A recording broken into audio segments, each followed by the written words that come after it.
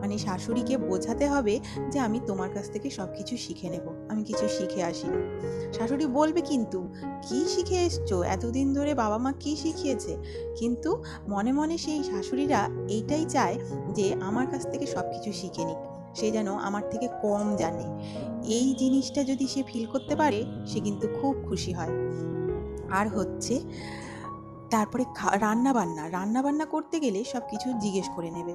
মা, এই ডালে কি ফোড়ন দেব, এই তরকারিটা কিভাবে করব, দেখো তো লবণটা ঠিক আছে কি না।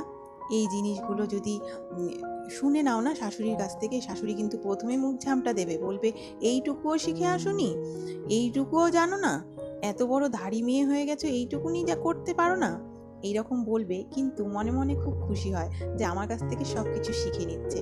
পাড়া প্রতিবেশীদেরকে গিয়ে বলে যে আমার বৌমা আমার কাছ থেকে এই সব কিছু শিখে নিচ্ছে, মনে একটা খুশি, একটা আনন্দ থাকে।